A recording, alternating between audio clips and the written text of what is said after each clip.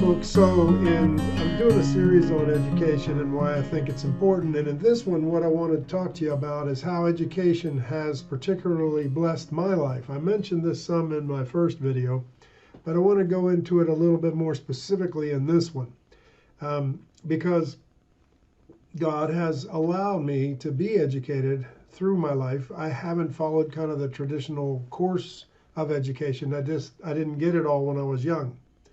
I got it spaced out over many years, decades actually.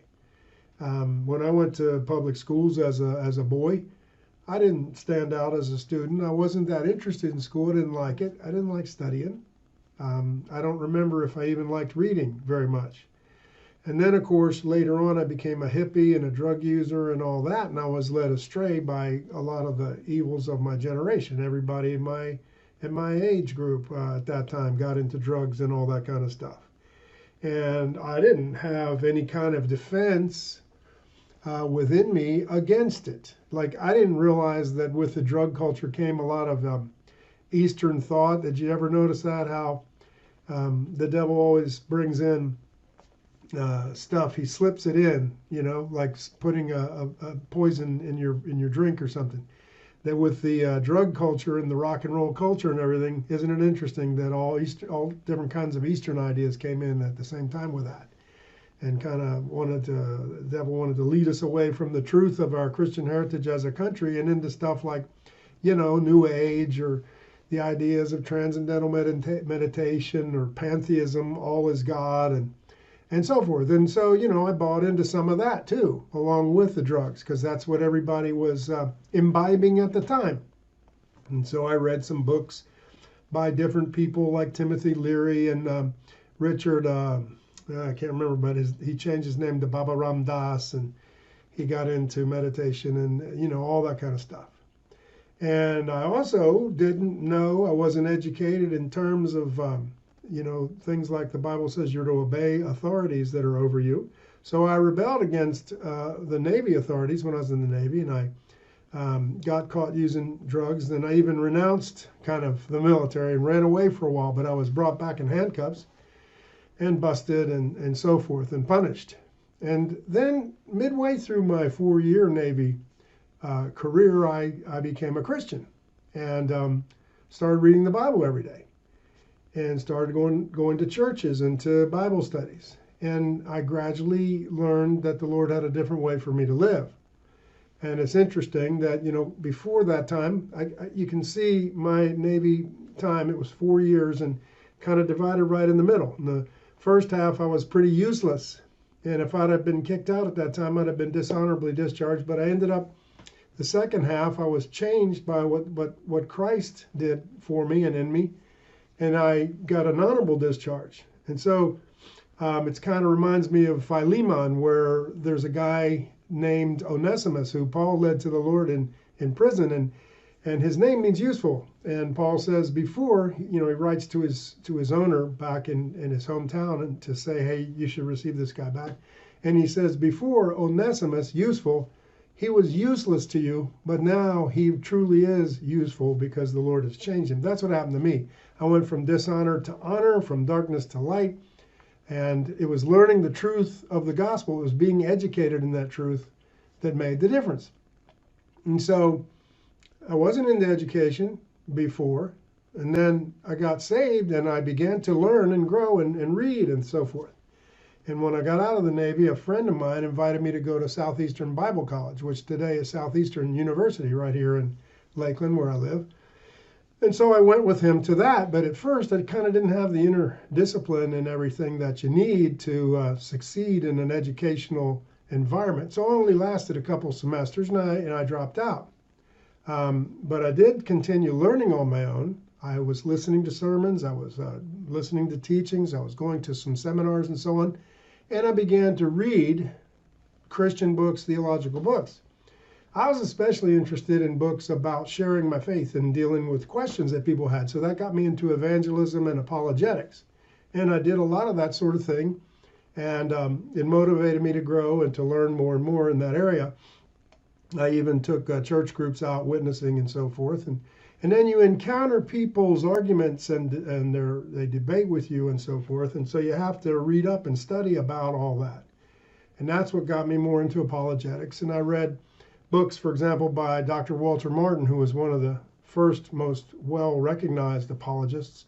And through him, I learned about cults, and then I got connected with other apologists and read their books, and I learned how to, present the gospel and how to answer arguments and so forth. And that was just so good for me because number one, it kind of made me stronger against false teaching. I wouldn't fall into errors because I learned how to think critically and how to debate those errors. And then, of course, it also enabled me to have some impact on cultists and get them to thinking. And I've led some cultists to the Lord over the years. Later on, of course, we joined YWAM. And by the way, the founder of YWAM, Loren Cunningham, he's a great man. And he just passed away last week. And what a legacy he left. He was a tremendous person. But we went to a Youth with a Mission discipleship school. It was a 5-month program.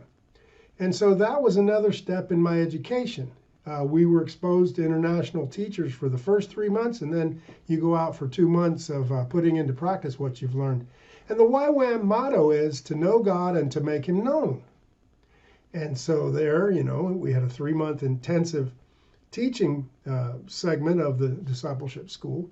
And in that time, we learned a lot of stuff about, more apologetics and also more about God's nature or Father, Heart of God and so on, and how to walk with him, how to know him, and how to share the gospel with others, evangelism. And that became one of my strengths. And I was so motivated and inspired in that area that, I would take people out and do witnessing and so forth. And then I started writing teachings on it. And when I'd be given the chance, I'd talk to church groups about it, and I'd even take groups out to do witnessing. Eventually, this one YWAM group that I took out, their leaders saw how I did it and everything, and they asked, had I ever taught it? And I said, yeah, a little bit. And they said, well, we'd like to have you come up to Denver and teach. So I went to Denver, and I taught a Youth with a Mission discipleship school, and that kind of launched me into that, and I did a lot of teaching. And when you teach, you need to learn more. And so as I would teach, I would study and learn and so on. One time that was real memorable to me, I was teaching at the YWAM base in Denver, and there were a couple of students there who said to me, hey, we've been talking to this Jehovah Witness guy, and we don't know what to say to him and all. Would you be willing to meet him with us? And I said, sure, let's go. So one evening we went, and we met this guy, and if I remember right, I think he had a friend with him.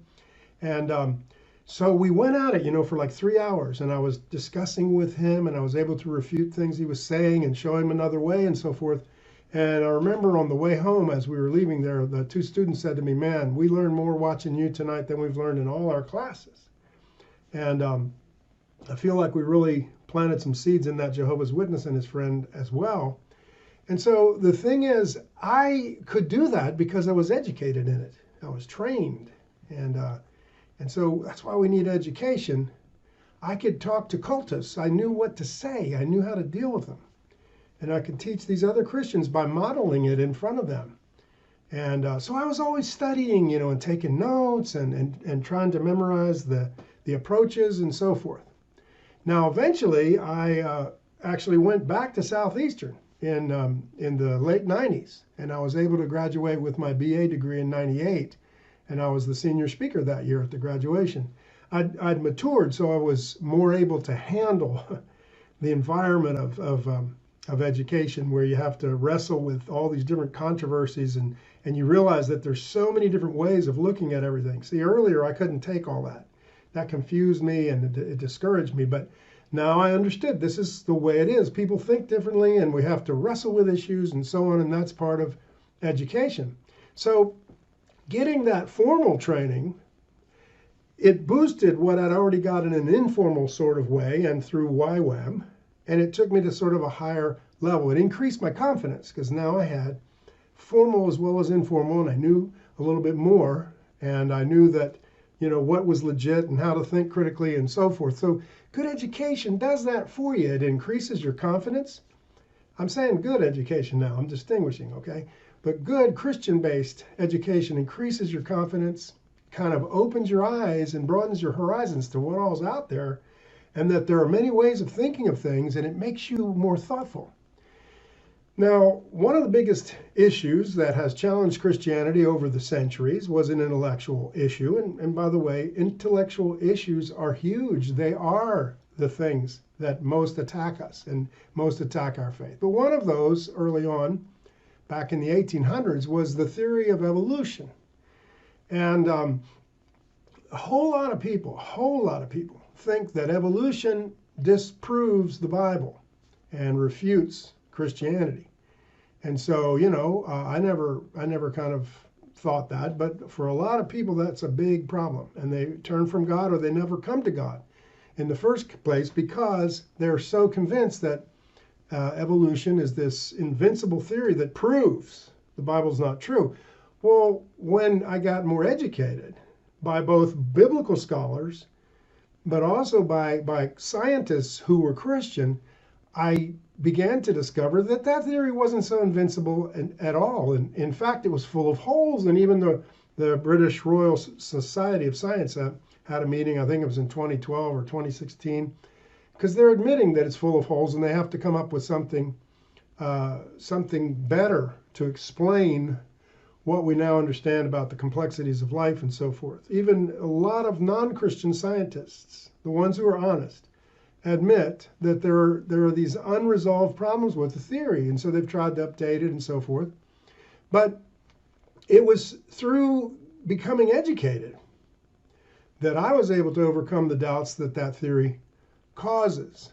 And I became more confident that God's account in the Bible was actually far more sensible and made more sense. It was more believable. And as Frank Turek says in his book, I Don't Have Enough Faith to Be an Atheist, you really have to have a lot more faith to believe that an incredibly intricate design like we see in living things happened by chance over millions of years. It takes more faith, and you have to have a faith in science. I believe science hasn't figured it out yet, but they will someday, and I believe. That takes more faith than it does to believe that something that's intricately designed has to have a designer behind it. That some kind of language, like the language of DNA, it's a language, folks. It's a code. We know that now. Bill Gates himself said it's more advanced than any computer code we know. Something like that has to have a person who made it, who made the code. There's a mind behind it. And so it takes less faith to believe that than it does to believe these kinds of theories. But education equips you to see that. Now, along the same line, I just want to mention another thing that relates, and that is that many Christians and probably most non-Christians think that there's always been kind of this huge battle between science and faith. It's kind of just accepted. Everybody believes that. And so, you can't really believe in God and also believe in modern science. You just can't. They're opposed to one another, and they're incompatible. And some people, in fact, a lot of people even believe that faith or that religion held back science until the Enlightenment. And then that Enlightenment, it freed the Europeans to finally develop science.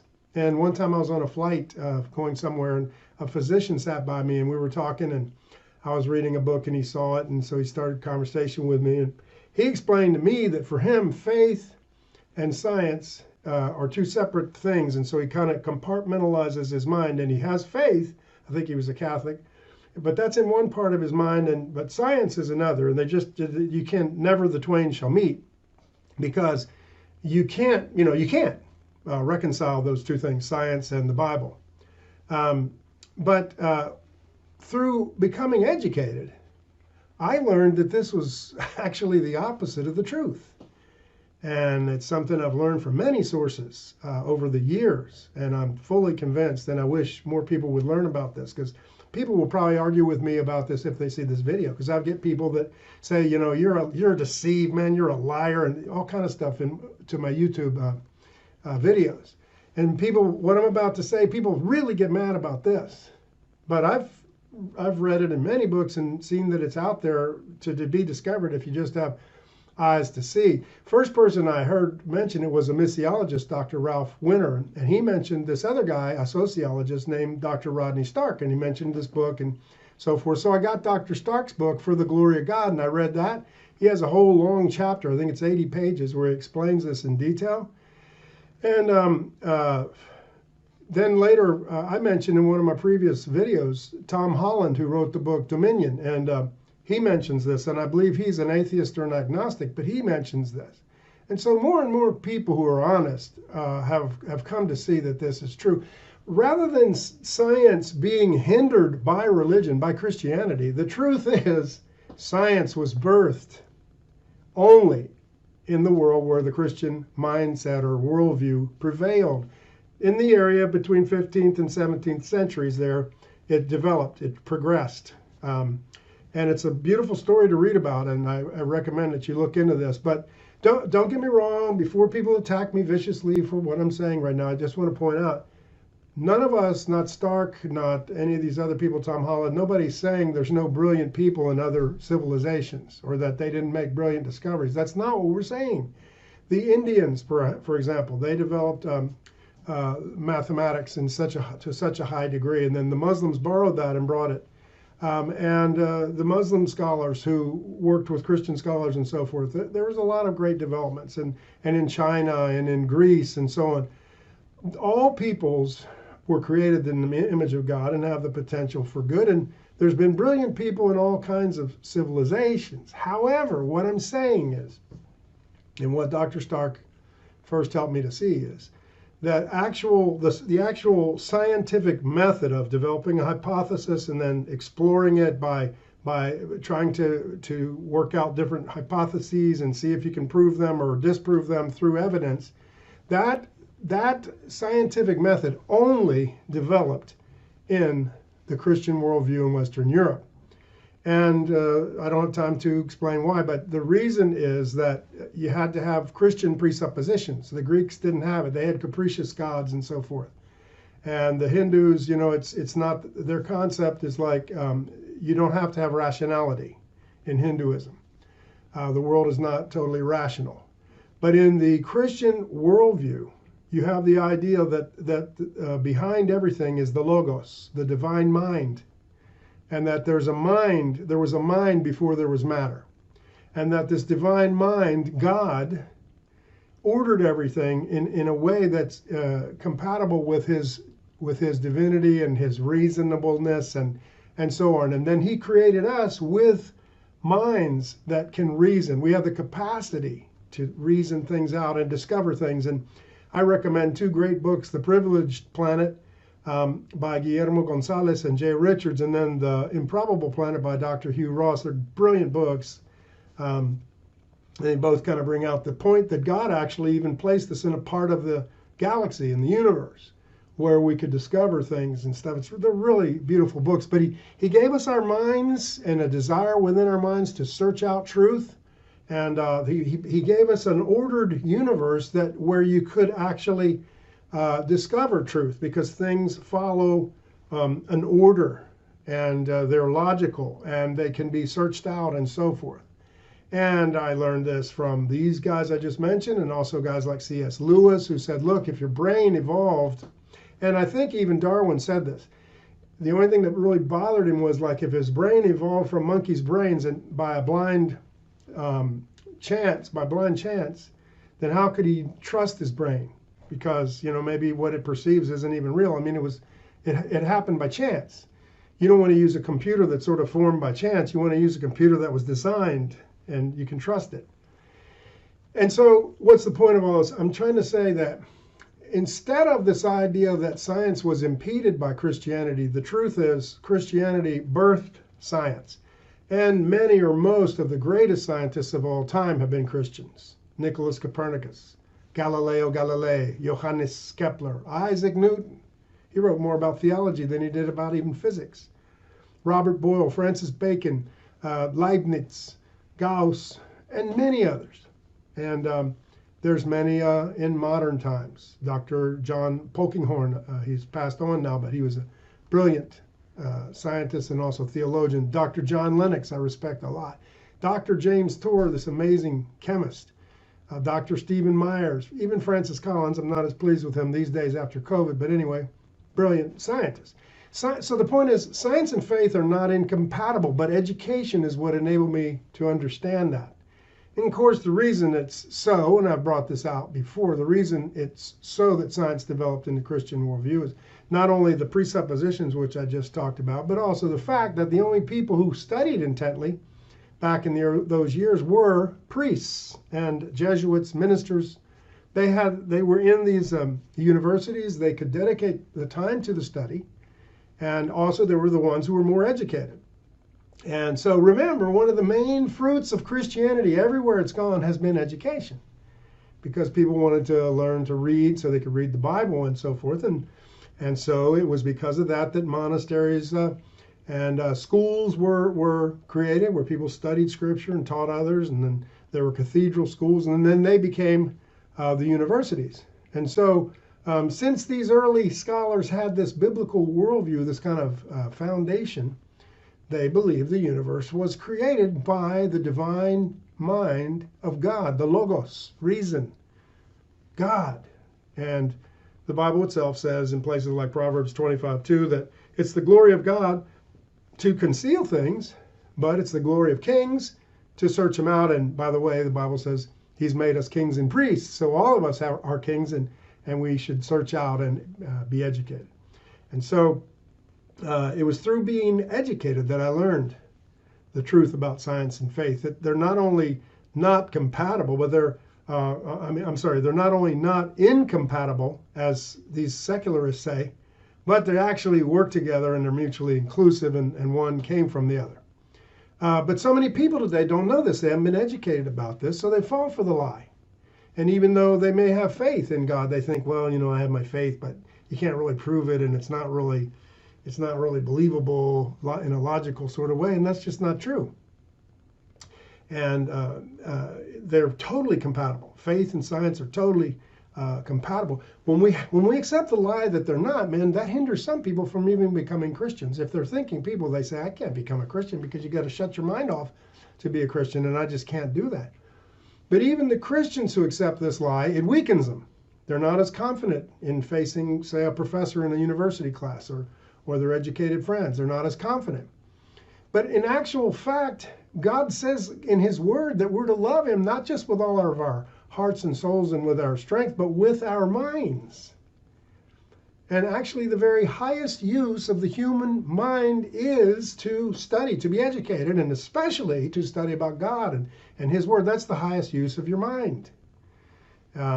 And so you don't have to turn off your mind to serve the Lord. You have to activate it more and use it more diligently than ever. That's really the truth. And so it's my education that helped me to see that and appreciate that. Then, of course, I was a pastor for 10 years in Texas, and during that time I studied the Bible a lot, so I'd have something to teach my folks. And I learned a whole lot more, through that. And then of course, I learned so many other things through education. And education, it changes your perspective. It opens your eyes and makes you search and makes you critical of things and makes you study more.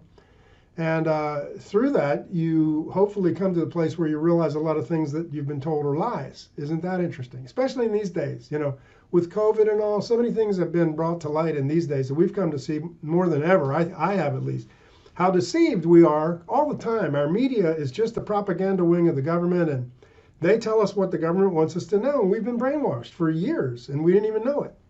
But, this is true in so many areas. Like, I don't have much time, but I just mentioned, for example, I think it's interesting about Christopher Columbus. We just went through Columbus Day, and people say he was a racist and this and that, and they don't even know about the guy. And a lot of people act like he's the first American. Well, he wasn't American. He was Genoese. He wasn't even Italian, but he spoke Spanish, and he wrote in Spanish and so on. But anyway, people think, and when I was in school, they told us that at his time, everybody thought if you sailed out there a ways, you'd fall off the earth because it was flat, and it's dangerous out there. We don't know how far out there it is, but you'll fall off. And so Columbus was this great pioneer who knew that wasn't true. Then I found out that isn't true at all, man. It's total baloney. Everybody in his time knew the world was round. Everybody.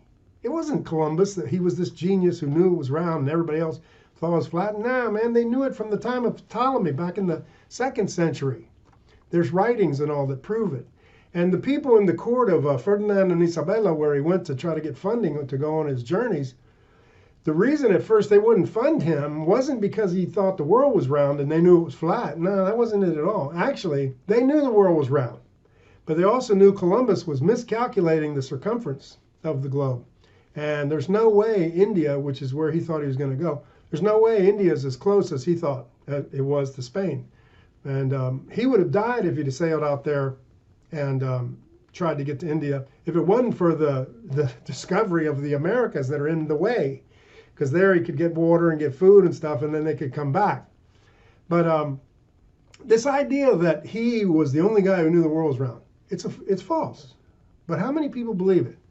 And then along that line, I was amazed. For years, we were told about the Dark Ages, and I still see it even today, and even Christian books and stuff, and lots of books talking about the Dark Ages, that when the Roman Empire fell in the 400s AD, that, man, you know, everything just fell into darkness, and there was no innovation, no creativity, no more inventions for hundreds of years. And then the church kind of took over and kept everybody bound in superstition until the Great Enlightenment, when the brilliant philosophers of France finally understood, you know, and rejected religion so that they could think clearly, and that's how science came about. This is what people believe. Lots of people believe this today, but it's completely false. And Rodney Stark was the first guy who showed me that. But then I found out that most scholars today admit that this is the case. And just recently I read a book called The Bright Ages, and I don't think the two authors are Christian. But they just said, you know, that instead of the Dark Ages, they should be called the Bright Ages, and they showed why. And Rodney Stark did the same thing. The idea is the whole thing about there was antiquity and then the Middle Ages, so-called. And the Dark Ages were the first part of that. And then there's modernity. That whole thing, the 3 time periods, and also the whole thing of the Dark Ages, and the whole thing of the Renaissance and the Enlightenment, all of that needs to be revised. All of it's false. Because modern scholars understand, as we all should, that history is more of a river. It's not like there's different ponds out there, different lakes. There's the Antiquity Lake, and everything was contained there, and then that sort of ceases, and then you travel over land till you come to the Middle Ages, and then you come to modernity. No, it's a river, and it's always flowing and continuing and progressing and so forth. And so these concepts of history are wrong, and over time, people discover that. But it's education that has helped me to discover things like that. That's why I so recommend education. A whole lot of things that we take for granted are just not true. You know, we got to lock down the whole country because of COVID. This vaccine will keep it from spreading. This vaccine will keep you from getting COVID. You know, things like that. The war in Ukraine was caused by the Russians for no reason at all. So we have to send billions of dollars to them, but we cannot protect our own borders. So many things that people take for granted and believe and stuff. You know, the Palestinians have been so oppressed. That's why they had to slaughter all the people in Israel and cut the heads off of babies. Nah. Just the other day, I was reading something online. This guy was saying that in Spanish that the New Testament was written long after the time of Christ, and none of the people who wrote the New Testament had ever seen Christ. They weren't eyewitnesses. That's been disproved, man. You need to read more. There's a lot of scholars who understand and a lot of archaeological discoveries that prove that that isn't true at all. The Bible was written by eyewitnesses, and they said that themselves. In 2 Peter 1:16, Peter said we were eyewitnesses of his majesty. Hello. And the first gospel was written somewhere around 53, 55 AD by Mark. You know? So it's just not true. But if you're not educated, you hear a guy like that, and it can throw you off, and it can make you stumble, and it can make you doubt. I got to admit this, you know, I'm pretty knowledgeable. I've been studying for a long time. I've been a Christian for a long time, and I have a real supernatural testimony of how God got through to me. But even when I started watching Bart Ehrman, he's this renowned New Testament scholar. When I watched some of his stuff, He said the New Testament's so full of errors, we can't even know who Jesus was or what he said. And he writes books about it, and he goes around and speaks about it everywhere. And so I got to admit, even I was a bit shaken by Ehrman, because I'm like, look, I haven't handled the manuscripts. I don't know how to read the ancient languages. And so, maybe this guy, he knows a lot. What can I say? But then, thank God, I've long admired Dr. Norman Geisler. And I met him one time, just very briefly, up at Southern, what's it called? Southern Evangelical Seminary in Charlotte. I was going to go there, but I ended up at Regent. But I met Dr. Geisler shortly before he died. This guy, man, he started 3 seminaries. He's written or co-authored 90 books. This guy's educated. He knows a lot. And I heard him do some teachings where he refuted Bart Ehrman. And his education strengthened me. He restored me. He equipped me. He strengthened my faith. It was through him being educated. See, when you have educated people telling falsehoods, you need educated people who can refute them. And so when I heard Geisler, he strengthened me again and kind of restored me. But it was his education that educated me and strengthened my faith. And that's why it's so important for us always to be studying and learning and listening. Not all of us can be like full-time scholars and all. Not all of you can study as much as I've gotten the privilege to study. But I'm just saying everybody should seek it as much as they can. One last thing that I want to mention has to do with church history. I really love history. I studied a lot of history in seminary. And I just want to mention how, if you study history, you find that the Christian faith was birthed in an environment of Greek philosophy. And so they had to compete with Greek philosophical ideas and such. And that's why you'll find many times they're using sort of Greek philosophy to argue. And you'll find that the early Christians studied intently. And they argued and they debated and they hammered out the theology that's become our foundation over centuries of time. The first 3 or 4 centuries especially, people like Clement of Alexandria and Origen. Origen is considered kind of a heretic, but I love the guy. A lot of what he said was not heretical. And there was Athanasius. Because he knew things, he could debate about the deity of Christ. And then there were the 3 Cappadocian fathers, Basil the Great and Gregory of Nyssa and Gregory of Nazianzus. They called him Gregory the Theologian. These people studied, man, over centuries of time. They thought things out. They studied scriptures. They used their minds. And they gave us the foundations of our faith. Men like Augustine, he wrote over 5 million words on biblical themes. What a brilliant mind. Some say he's the most brilliant mind in a 1,000-year period. Same time as him was Jerome. Later on, there was Anselm. He wrote Why God Became Man. I read that book. I thought it was a brilliant little book.